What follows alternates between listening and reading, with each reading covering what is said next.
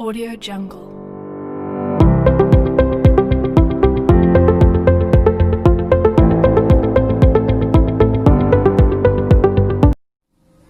Assalamualaikum warahmatullahi wabarakatuh.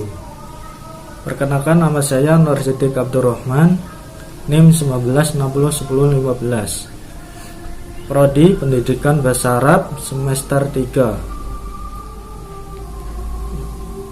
Materi yang saya ingin jelaskan yaitu tentang penilaian acuan patokan atau disebut PAP. Baiklah, langsung saja. Di sini saya akan menjelaskan pengertian penilaian acuan patokan. Secara umum ada dua acuan yang dipergunakan dalam penilaian, yaitu penilaian dengan acuan patokan dan penilaian dengan acuan norma atau kelompok.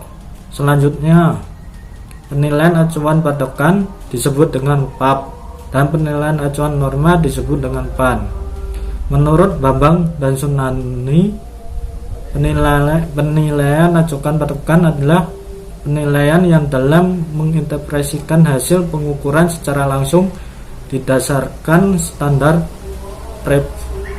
performasi tertentu yang ditetapkan sebelumnya dan disesuaikan dengan tujuan instruksional pendidikan. Dalam penilaian ini menggunakan prinsip belajar tuntas atau master learning, sehingga patokan yang digunakan menunjukkan ketercapaian materi pelajaran yang dapat diserap oleh siswa.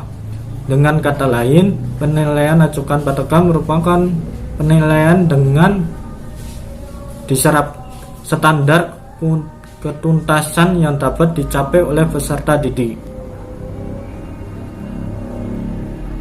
Yang selanjutnya adalah kekurangan dan kelebihan PAP. Adapun kelebihan dan kekurangan penilaian acuan patokan dalam proses pembelajaran diantaranya,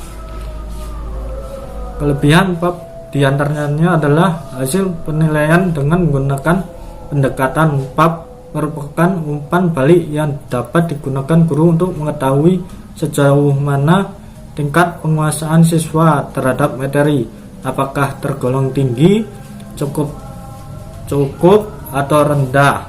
Jika siswa nilainya tinggi, maka tingkat kedalaman materi juga tinggi.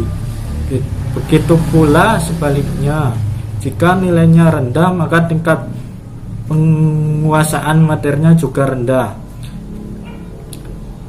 Yang selanjutnya adalah dalam penentuan nilai hasil tes digunakan standar mutlak.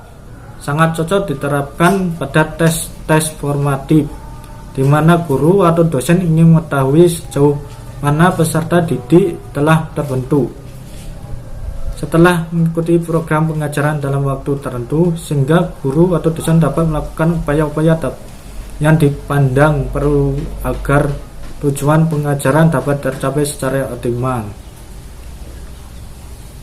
Hasil penilaian PAP dapat membantu pengajaran untuk merancang program remedi. Patokan dalam penilaian acuan patokan bersifat tetap atau mutlak karena tidak ditentukan dari prestasi kelompok. Sedangkan kekurangan dari penilaian acuan patokan antara lain: 1. Karena standar penilaian dalam PAP telah ditentukan sebelumnya, maka siswa yang memiliki nilai tinggi seolah-olah mencerminkan prestasinya dalam belajar sekaligus penguasaannya terhadap pelajaran. Yang kedua yaitu penetapan standar atau patokan nilai pada PAP di masing-masing satuan pendidikan akan berbeda-beda. Penetapan standar nilai harus disesuaikan dengan beberapa kondisi yang berkaitan dengan keberadaan satuan pendidikan, antara lain faktor lingkungan di mana sekolah berada, faktor SDM dan SDA. Yang ketiga adalah sukarnya menetapkan standar nilai atau patokan. Hampir tidak pernah dapat patokan yang benar-benar tuntas. Yang terakhir adalah apabila butir-butir soal terlalu sukar, maka siswa betapapun pandainya akan memperoleh nilai yang rendah. Sebaliknya, apabila soal terlalu mudah, maka siswa betapapun bodohnya akan meraih nilai yang tinggi, sehingga gambaran sebenarnya tingkat kemampuan siswa tidak sesuai dengan kenyataan. Hanya itu yang saya sampaikan, kurang lebihnya saya mohon maaf, dan kepada Allah saya mohon ampun. Saya akhiri, wabillahi taufiq wal hidayah. Wassalamualaikum warahmatullahi wabarakatuh.